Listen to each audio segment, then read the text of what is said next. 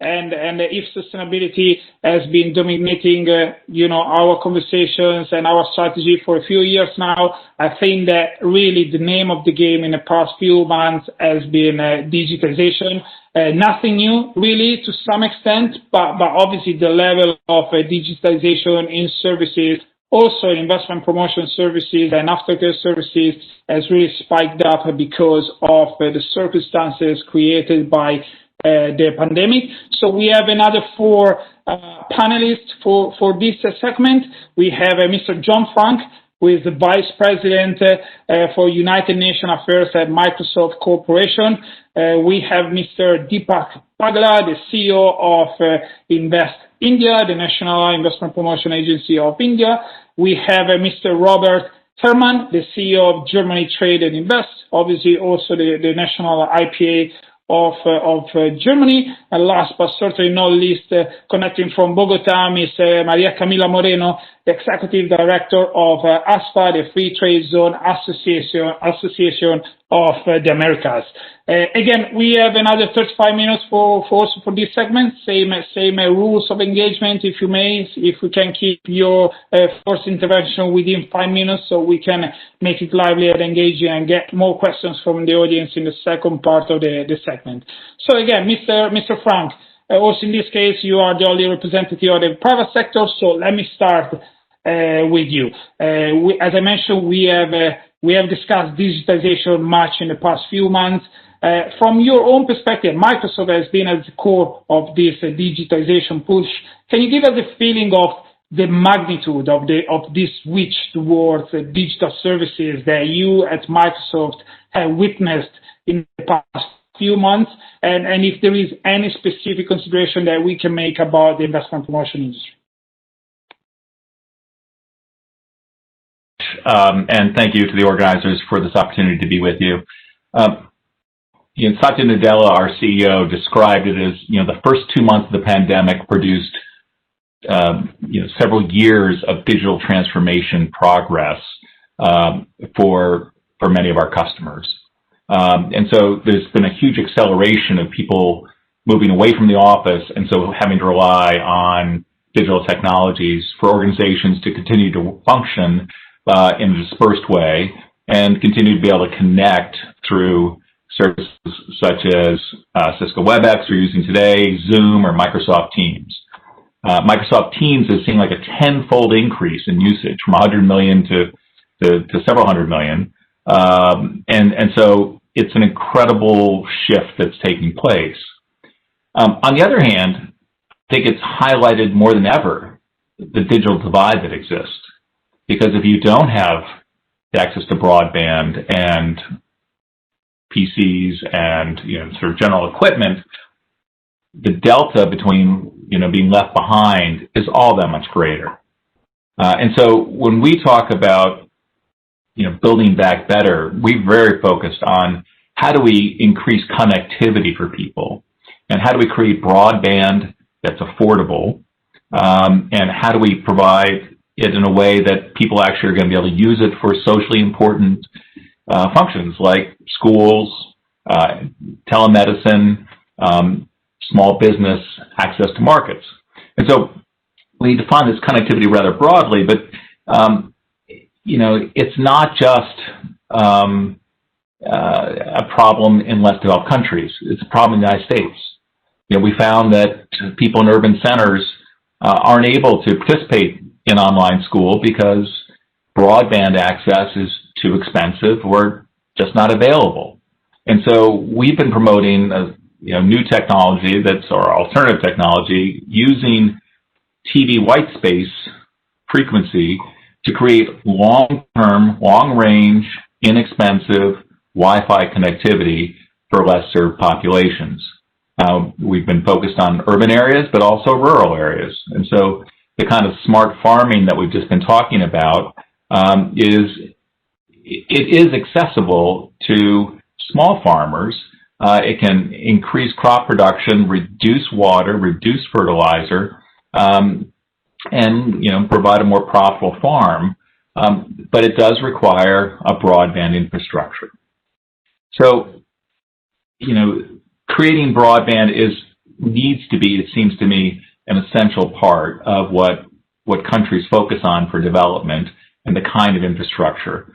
But we really encourage people to look at alternative technologies that will be affordable and widely available so they can be used for socially important tasks for citizens and businesses across a range of things.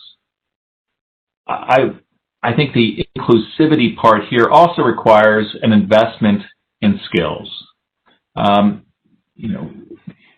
If you create the infrastructure, you still need to make sure that people can benefit from using it.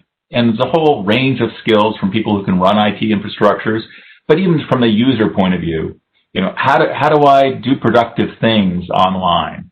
And so I think, the skills component is certainly something we've committed to in our philanthropic efforts to greatly focus on addressing the digital divide by also increasing the skills piece.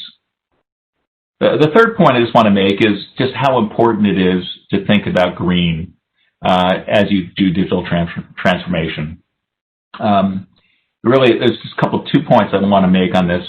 Microsoft, we have committed to be carbon negative by 2030 for our scope 1, 2, and 3 emissions.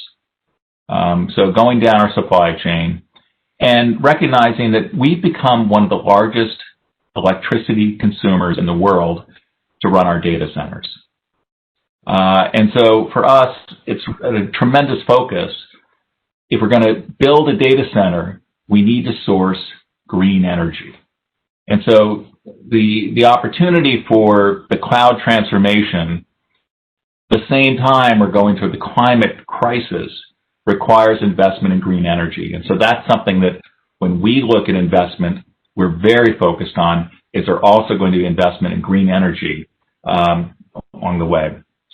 We spend a great deal of money on research and development, but in recent years, our capital expenditure budget has exceeded our R&D budget.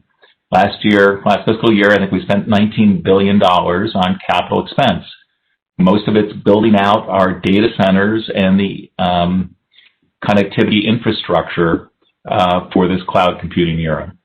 So there's going to be continued investment in building out this new IT infrastructure.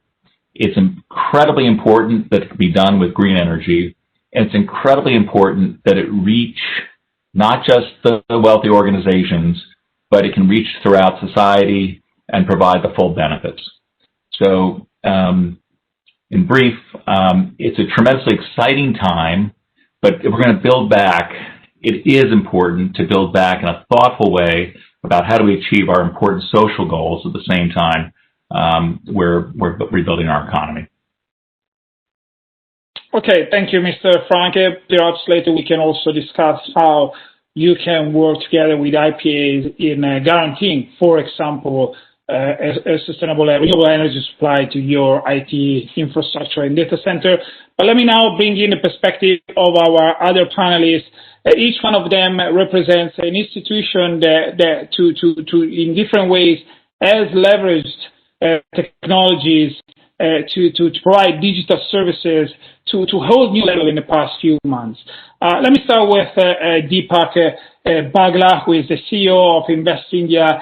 Deepak, I remember that we spoke on the phone basically right at the very outset of the pandemic, and you were just mentioning to me that you had just launched this portal, the Business Immunity Portal, and that initiative has really become a blueprint, has really raised the standard for the whole investment promotion industry. So do you want to tell me a few months into this pandemic and a few months after that call that we had, what has been the sort of the learning experience that you had by developing further your digital services?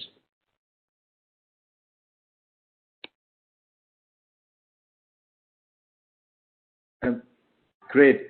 See, for us, I think digitization is not a choice. It's an imperative. I mean, look at India. Look at the diversity. Pick up any axis, be it geographic, socio-economic. The diversity itself is so acute that you have no other choice but to ride on the digital infrastructure to be able to take it on. Now look at the COVID itself. we went into this lockdown. Just imagine 1.3 billion people in a sudden lockdown across the country.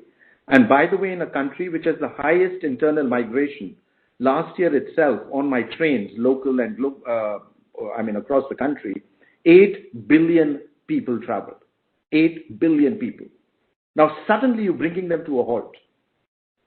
If I did not have that digital framework, there was no way I could have got out those food grains to those 800 million who required it.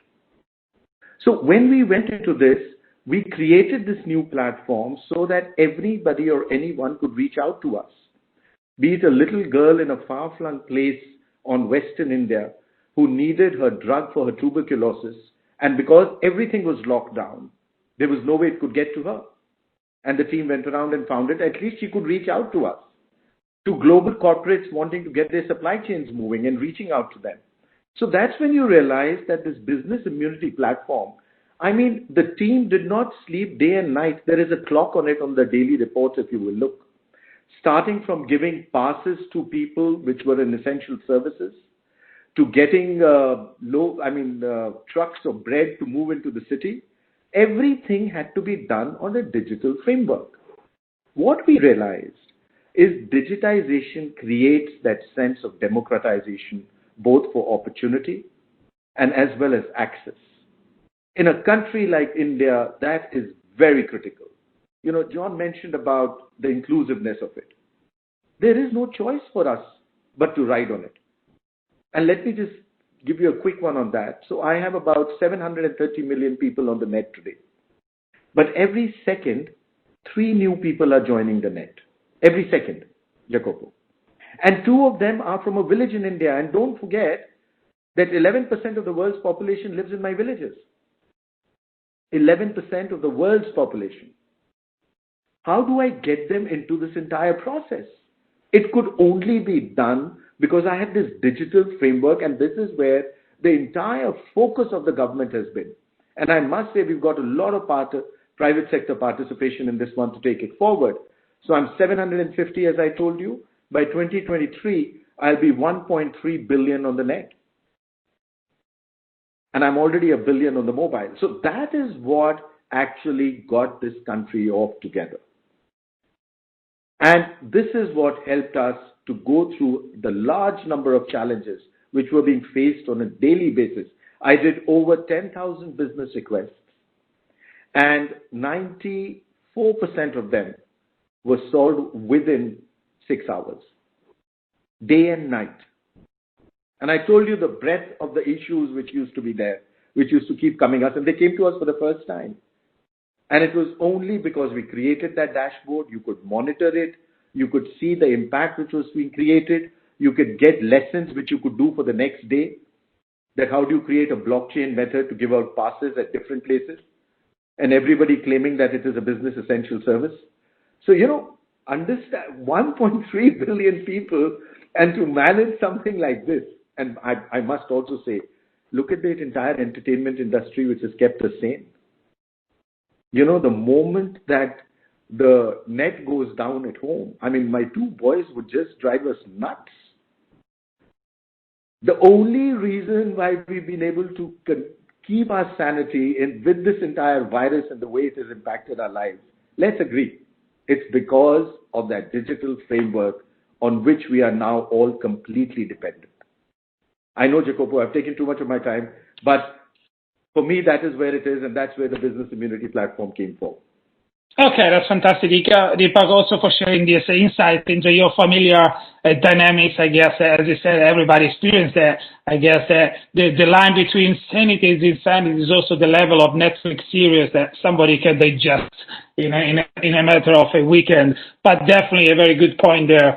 And let me bring you back to. Let me get back to you maybe later also on how you're working with private investors to make sure that also they contribute to spreading this infrastructure to the population and SMEs, obviously in India. But let me now bring in Robert Herrmann, the head of Germany Trade and Invest. A pretty similar story in a way that also Germany Trade and Invest has been very active in the past few months in using digital technologies for your investment promotion services, aftercare services, to organize webinar and other events that can engage with your existing base of investors, but also prospective investors. So similarly to what I asked Deepak, what kind of, do you want to give us a feel of what kind of shift to digital technologies you have experienced and what you have learned along the way?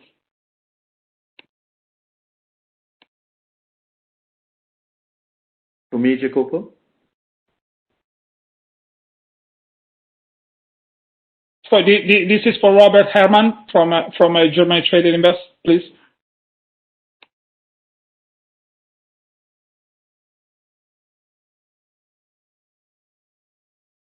We cannot hear you, Robert. Maybe you're still on mute. Yeah, now it's perfect. Thank you. Great. So thank you very much, Jacopo, for the question, as well as thank you very much, Umtad and Paul, for inviting me. It's a pleasure to always interact and communicate about the latest developments in investment attraction, investment promotion, and as well as what's coming out of that. A very interesting question from the colleague from Nigeria, as well as how we react on investment attraction. So COVID-19 has impacted every one of us. Within Germany Trade and Invest, we all of a sudden had to change, let's say, a lot of processes. We started already into the year with the idea of, yes, digitalization is relevant for us. We didn't expect that avalanche of needs and expectations that we had. So that came over us. No interaction anymore physically. For investment attraction, this changes the game totally. So we had to totally think from scratch what it means to attract investors, how to interact with investors, companies in different nations, but also how to interact internally. So everyone is sitting at home, most of them at least.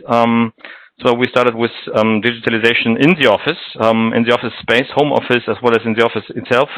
That went very well. Within the first, let's say, 4 weeks, everything has been developed, and I think we're at a good level. We immediately started to think about trade fairs and webinars and all the digital framework that could exist. And we probably have the same issues that everyone has. How do we get in touch with which software with someone? How do we inform the others, the customers, the partners about our products, let's say Germany, and promote Germany? So we were using from the beginning 2 software programs. There are several others, and everything's good, except that with every one of those software programs you have your issues because it's not working everywhere. It's not international maybe, or not everyone has a license to use a software that we are using. So we had to learn, and we're still learning on using the right software. So what we're doing is we're offering lots of information. We have lots of webinars, and the good thing is the threshold, or let's say the barrier to attend a conference is so low. So everyone is very frequently attending video conferences. I have unfortunately, I have 10 days, 10 hours a day that I see myself on video, which is not that nice. So I would prefer to see all the others. But on the other hand, so we have so many video conferences or opportunities to interact with companies that we can show what's happening, how Germany's stimulus package is working, all those answer those questions. So it's very easy to, even much easier to reach out. On the other hand, the question is, how do we get in touch with the companies or the people? Because we can show them and tell them what's happening, but we don't have the direct contact, as well as we don't get into direct interaction. Makes it very difficult. And then we come to the overall topic, GDPR roles. In every nation nowadays, a new role, new framework. This is the problem. How do we get in touch? How are we allowed to get in touch with a customer? All of a sudden, it's different. We knew that from before. On a trade fair, you can just approach someone who he gives you or she gives you the business card, and you have the contact details. digitally, you don't have that. And even though you might have it, you're not allowed to have it or to use it, at least. So that gives us a lot of hurdles, especially with the new GDPR rules in other nations. In China, for example, there are as a new framework, makes it even more difficult for us to get in touch with the customers. So very a hurdle. So let's say everyone's probably suffering from that. We're working on that.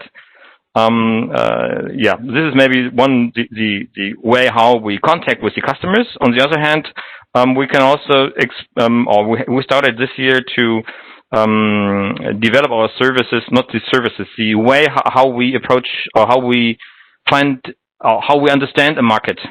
So we use artificial intelligence structures, software programs, analyzing markets, companies, activities. There are services out there from private sector that we use. We, at least a team within Germany, Try to Invest, have investigated which of the programs suit most our needs, and then we're using a few of them to better understand what's happening out there. That is much easier or much more relevant if, as long as you can travel or can get in touch. And it's very easy because lots of those software programs are available. So that is a very good situation for an agency as ours. Maybe so far from Germany and the services and the developments within our organization. Great, and I guess this very final switch from analytics to predictive analytics. Yeah. I suspect that will define also the next 10 years across any sectors, also investment promotion. But let me now bring in Camila Moreno from ASFA, the Association of Free Trade Zones in the Americas. Camila, also in your case, you have been ASFA has launched very recently this platform for the Relocate LATAM. And I think that has been a very strategic adjustment, because on the one hand, you are trying to make the most of a shift of global production from Asia to some extent back to the US and the whole of the Americas. And on the other hand, you use this platform to collect information about your free trade zones and bring them under one single digital platform. So do you want to give us more insights into the kind of initiative that you promote and the challenges, opportunities for us for there? Thank you very much, and good morning. Well, from Bogota, good morning to everyone, and thank you for UNCTAD for the invitation. And yeah, you're right. When the pandemic started, we had a tremendous webinar or virtual event that was in March. And after that event, we discovered that it was the right moment to launch the platform. I had this idea about the platform where all the information, all the real estate information of the free trade zone of the America will be there. But it was not possible 2 years ago. People were kind of jealous. They didn't want to give the information because at the end, they're all competitors. We represent 25 countries. So, of course, you have all the competitors in one same platform, and they were kind of jealous. But 2 years after, the pandemic comes, and it's as Mr. Deepak was saying, this is not the nice to have in digital terms. This is the necessity right now. So I talked to all the free trade zones, and they were very happy about the platform. So we collect all the information about the warehouses, the lots, and all the information that the free trade zones have to this platform. And we, from the association, we know that this is one of the biggest opportunity to attract investment with all these movements of nearshoring, reshoring, offshoring, and that this is the correct moment to attract this investment. And the platform is giving us a really big window for the new investors to find where to locate it. So you can go, it's relocate.latam.com, and you can find all the warehouses in all the 25 countries, and we have it already in 4 languages.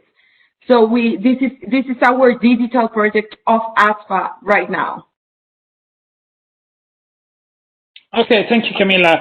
And I think that this also captures a great truth in what we have seen in the past few months, the cultural shift that supported this digitalization. Many people I've spoken to commented we really didn't bring into our organization any new technology. We already had the technology, but we just didn't know that it was so powerful. We just had some constrictions in terms of like using them so extensively.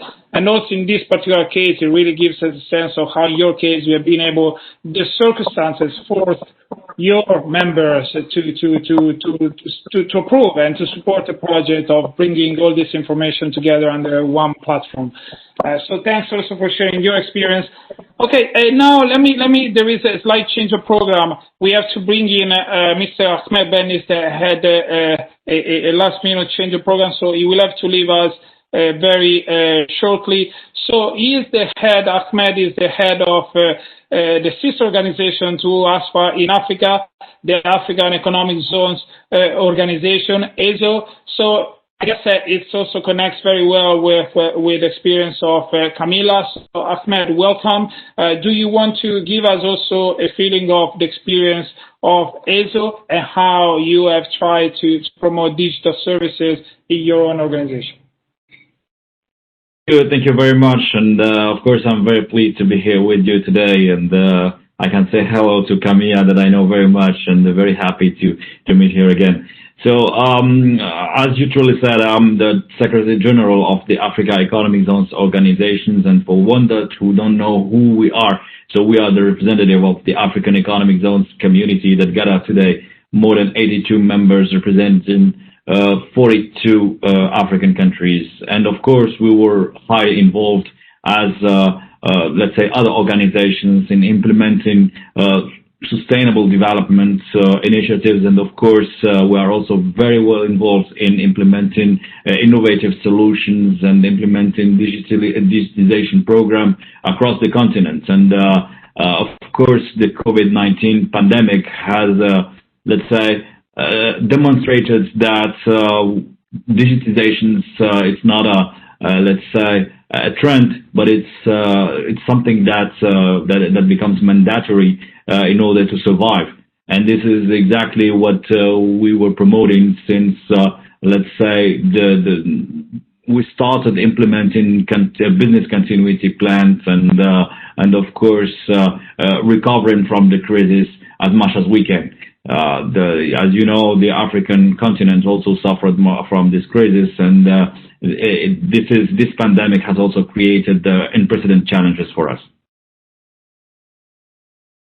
Okay, thank you, Ahmed, also for your remarks. Please stay with us until the end of this segment. So now I'll go back to all the panelists.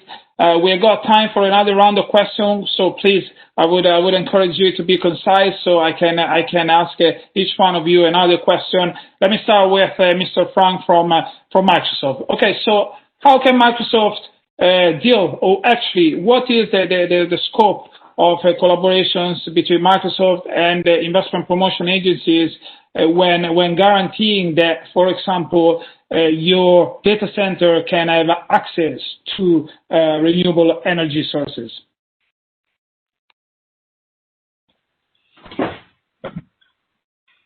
You know, we have got a multiple set of criteria for investment in our data centers, and also I should note the nature of data centers is evolving. And so before it was, you know, if you go to Dublin, Ireland outside, there's our data center campus is about 3 kilometers long, just building after building after building.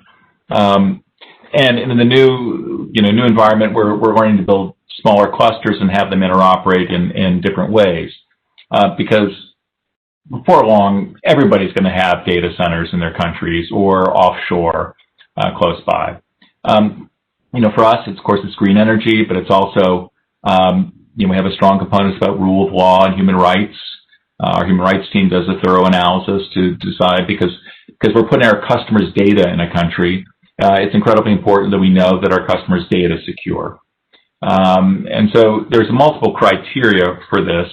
But I think the key thing is now looking at the commitment to green energy and how our long-term purchase contracts for electricity can be useful in project finance, for green energy programs. And so that's kind of in a nutshell. We're not going to be directly investing in green energy. We are going to be investing, going in with long-term contracts, knowing that that's going to be an important contribution. We also have, we do have a $1 billion investment fund for decarbonization projects as well, that we set up. And so, because we need to figure out better ways to decarbonize, carbon capture and removal. And so that's another aspect calling out. If people have programs for decarbonization, that's something we're very interested in investing in. Okay. Thank you, John. Let me now move on to Deepak. Deepak, you mentioned earlier how this kind of like how you have to bring online so many people, and let me add so many SMEs across your territory. So how are you trying to engage with big foreign anchor investors to get their help in spreading or in bridging the digital divide amongst the population and amongst your small and medium enterprises? Jacopo, you're referring to 65 million MSMEs in India, and that's what we're working for. But I must say one thing. See, one, it can't just be done by the government alone. The government has to do all this, but when the scale is so big, and it has to be done in partnership. Could it be non-profit ventures? Could it be commercial organizations? And we're seeing each one of them playing a role in it. But you know what is interesting, which I've noticed, is that a large part of them started on a CSR kind of thing. And they suddenly found that the business models which started coming across made themselves self-sustainable. In fact, even for profit. Because there were new streams of revenues which started coming out. And that made these programs more scalable across. Now, these could be from anything. John mentioned about skills, to creating a core infrastructure, that pipeline, to getting the hardware, to get you an iPad, or to get you one of these very cheap, sustainable forms of power to be able to take care of your laptops. And the most interesting thing which I'm noticing in this is where the private sector involvement has come in, is trying to get new, most innovative solutions. Be they in agri-tech, be they in infotech, be they in fintech. And fintech has played a very critical role where the MSMEs have been concerned especially. And I mentioned to you, one of the things we are running just now is one district, one program. India is divided into 730 odd districts. These are geographic districts. And from each district, we are picking up one product. And this could be like handloom, textiles, or a food product which is being made, and seeing how do we create a global market for it. And see the entire digital dependence upon creating something like this. Starting from the information, to getting the product design, to getting it out into the marketplace, every which way of it. So that is just one example where the MSMEs are coming in. But for the MSMEs, the entire digital part is a huge boon. And their connectivity. I mean, for us, the e-commerce bit for a lot of these people has been very, very opening up of the global markets for them. And getting them access to new information all across, which is critical, technology and everything. So yes, we're seeing a lot of that partnership. It's across multiple aspects of this entire very complex element. And I think that it is also now no longer only on the CSR bit. It's also now becoming a very profitable element to it. Very interesting. Thank you, Deepak.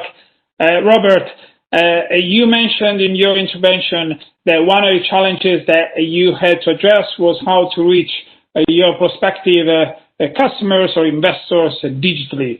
My follow-up question to that would be, do you believe that this can be done digitally as successfully as when done in person?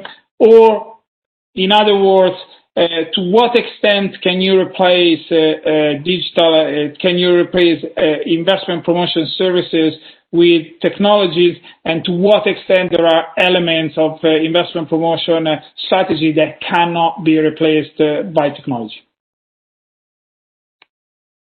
Good question. And we are asking the question ourselves, and do not yet have the right answer. But one thing is clear: the physical, personal contact is very important. If you don't speak with someone in personal, it's another way to build a relationship digitally, and to support and to service a customer. It is of relevance that you meet in person, that you get a better understanding of the momentum, the needs, and to better understand how you can service them. So I assume, or I predict, that we will have kind of this nice wood hybrid. We will have both. So we will start with, or we will introduce digital, let's say, opportunities to, for example, have a pre-qualification of destinations or technologies, and get a better understanding whether a company or a group of companies might be interested in a region. And on the other hand, then we will have to meet, and we will have to travel, and we will speak. In terms of sustainability, this is not very sustainable because it includes traveling. But I think our business is about getting in touch and globalization. So we can reduce that. We can optimize our footprint, carbon footprint with digital instruments, but we will still include the personal contact in all we do. So I, for example, have had a discussion with the Association for the Trade Fairs in Germany, and you probably know that we have a tremendous trade fair infrastructure in Germany, the large trade fairs of Hanover Fair, for example. For them, of course, it's there you see companies have to meet, people have to meet. You can't finalize a deal without meeting, depending on the size, by the way. Some small deals you can also finalize differently on, like, let's say, e-commerce platforms. But a larger investment deal you have to sign personally, and so you have to travel, you have to get in touch. And so, to answer your question, we will do both. So I think we will include digitalization. Again, we can reduce the threshold or the burden, the hurdle for someone to listen our information through a digital service. On the other hand, we will then get in touch personally.